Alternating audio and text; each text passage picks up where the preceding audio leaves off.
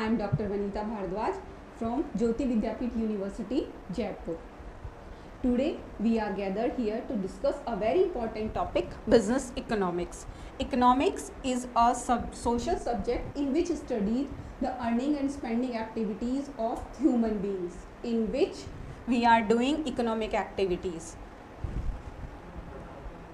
Economic activities are related in earning and spending, and non-economic activities are related in charity, education, non-economic activities. If you are doing charity, it's not an economic activity, but if you are buying something or selling something, you are doing economic activity. So we are discussing business economics in economic activities and non-economic activities. Nature and scope of business economics. Nature and scope of business economics is very wide. Whole economies depend on business. Because we are doing all economic activities, none of them live without economic activities. So business economics is the crucial part of our life.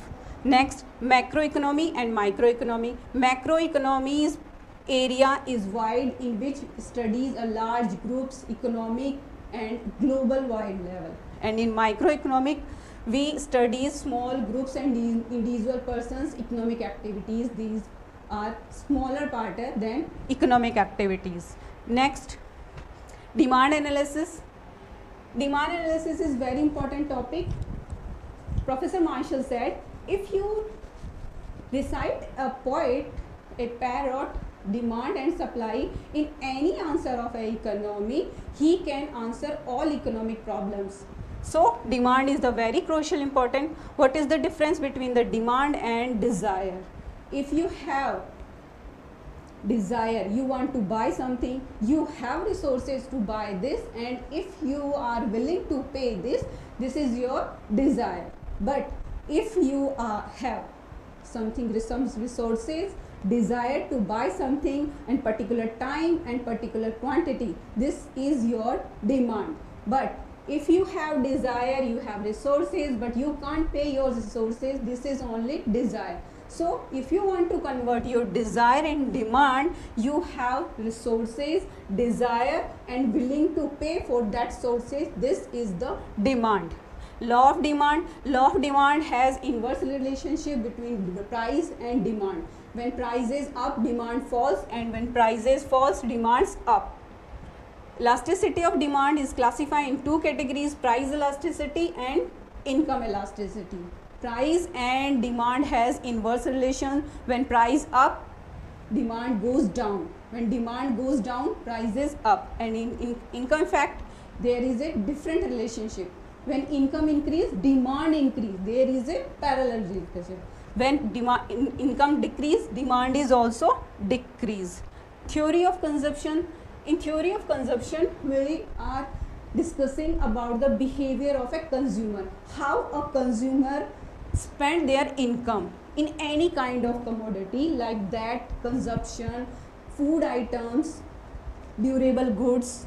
In that approach, we discuss two approaches.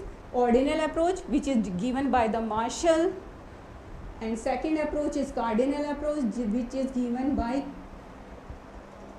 Keynesian. Indifference curve, this is the part of utility approach, and consumer equilibrium. Consumer equilibrium is a situation where income of a consumer is spent on the expenses, commodities, and their return on the consumption, their satisfaction is equal. This is the consumer equilibrium situation. Production function. Production functions are very important in business economics. Every firm's main object is to produce goods. Produce goods for selling and earning profit.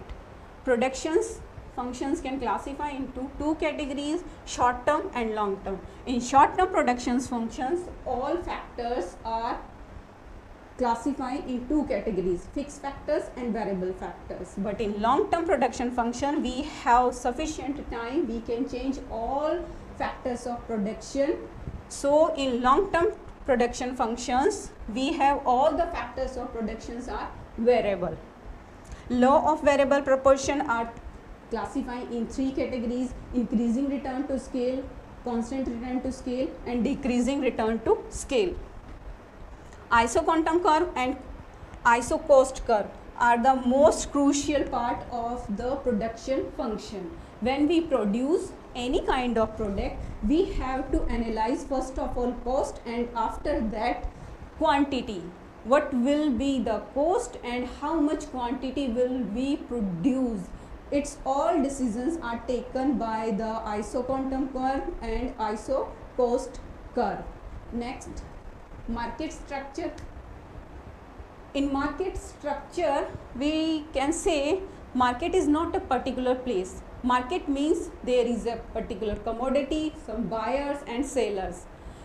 Physical market is not required in present scenario. See, so we can say market is a place or product or buyers or sellers combinedly of economic activities. Market can classify in 3-4 categories. Perfect market competition. In perfect market competition, there must be a homogeneous product. Buyers and sellers are more than, they know all knowledge about the market, and similar prices are running in the market. Second है monopoly market. In monopoly market, there is only a one producer or seller. He has completely control on their sales and he decide their prices according to demand.